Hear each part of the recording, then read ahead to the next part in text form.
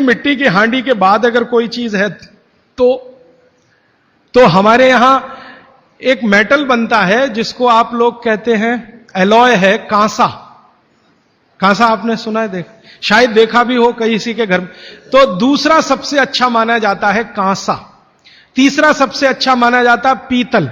अब ये कांसे और पीतल में भी हमने काम कर लिया कि अरहर की दाल को कांसे के बर्तन में पकाएं तो उसके सिर्फ 3% माइक्रो न्यूट्रिएंट कम होते हैं, 97% मेंटेन रहते हैं। पीतल के भगोने में पकाएं तो 7% कम होते हैं, 93% बचे रहते हैं। लेकिन प्रेशर कुकर में बनाएं तो सिर्फ 7% बचते हैं, बाकी खत्म होते हैं। अब आप तय कर लीजिए, आपको लाइफ में क्वालिटी चाहिए तो आपको मिट्टी की हांडी की तरफ ही जाना पड़ेगा। क्वालिटी ऑफ लाइफ की अगर बात आप करेंगे, माने जो खा रहे हैं वो पूरे शरीर में पोषकता दे, ये लाइफ की क्वालिटी की बात आप करेंगे तो मिट्टी की हांडी की तरफ ही जाना पड़ेगा।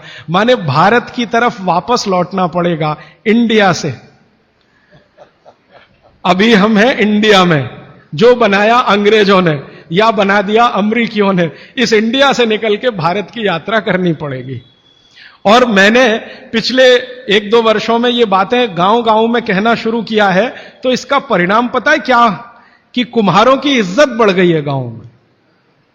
गांव वाले समझते हैं कि ये तो कोई बड़ा काम कर रहे हैं हमारे लिए।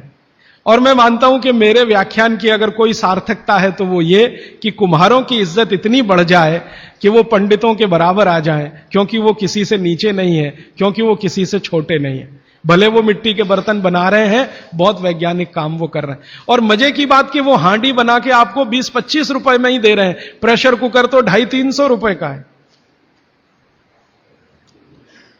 और सबसे मजे की बात कि ये हांडी जब खत्म होगी, माने इसकी लाइफ पूरी हो जाएगी, तो ये हांडी फिर मिट्टी में मिल जाएगी और फिर वही मिट्टी से हांडी बन जाएगी। दुनिया में ऐसी कोई वस्तु नहीं है। प्रेशर कुकर के बारे में तो नहीं कह सकते आप, बायोडिग्रेडेबल है। तो आप कोशिश करें अपने घर में थोड़ा परिवर्तन करें। अब मैं आखिरी बात जो आज की कह रहा हूं वो ये, मैंने पिछले 2 वर्षों में मैं होम्योपैथी की भी चिकित्सा करता हूं। तो बहुत सारे पेशेंट मुझे फोन करते हैं, राजीव भाई ये। तो मैंने कुछ पेशेंट को खास कर कहा कि देखो भैया, आपको मैं कोई दवा नहीं दूंगा।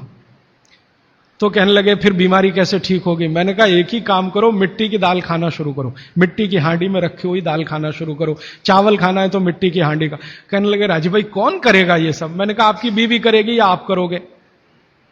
अगर जिंदगी चाहिए तो झक मार के आप करोगे, नहीं तो अमेरिका जाओ, कनाडा जाओ, जर्मनी जाओ, लाखों रुपए खर्च करो, फिर भी झक मार के वापस आओ, डॉक्टर कहेगा इलाज नहीं। तो आप देख लो, तो जो गंभीर मरीज हैं वो आप जानते हैं वो कुछ भी करेंगे जो आप कहेंगे। तो मेरे पास कुछ डायबिटीज के क्रोनिक पेशेंट हैं, बहुत क्रोनिक, जिनका यूनिट, शुगर यूनिट 480 के ऊपर है। ऐसे 100 से ज्यादा पेशेंट, कुछ गुजरात में है, कुछ राजस्थान में और कुछ बंबई में। मैंने उनको कहा ध्यान से मिट्टी का बर्तन ले आओ और शुरू करो। अब बर्तन लाने में तकलीफ हुई तो कुम्हार को ढूंढना पड़ा, तो लेकिन मिल गया। वो 8 से 9 महीना हो गया नियमित रूप से मिट्टी की दाल और मिट्टी का चावल, माने हांडी की दाल और हांडी का चावल, हांडी की खिचड़ी नियमित रूप से खा रहे हैं। और अब तो उन्होंने मिट्टी का तवा भी ले आया अपने घर में रोटी बनाने के लिए।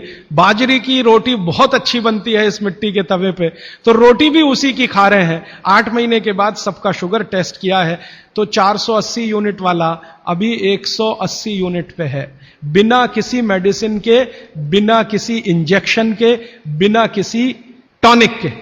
और होम्योपैथी की कोई दवा नहीं दी मैंने उनको। कुछ लोगों को ज्यादा परेशान थे, दवा भी दो, उनको प्लेसिबो दे दिया। प्लेसिबो समझते हैं? खाली गोली, दवा नहीं डाली। तो पेशेंट को लग रहा है कि मैं दवा खा रहा हूं, दवा खा के अच्छा हो रहा हूं। मुझे मालूम है कि वो कोई दवा नहीं है, वो प्लेसिबो है, वो अच्छा हो रहा है उस मिट्टी की दाल खा के, मिट्टी का चावल खा के, मिट्टी की खिचड़ी खा के। रिजल्ट ये है। तब मैंने मान लिया कि बाघभट्ट सच में महान आदमी थे। वो एक सूत्र लिख गए कि आप ऐसा भोजन मत करो जिसमें सूर्य का प्रकाश ना जाए, पवन का स्पर्श ना हो। तो वो आपके लिए अमृत तत्व है, भोजन नहीं है, वो अमृत जैसा है।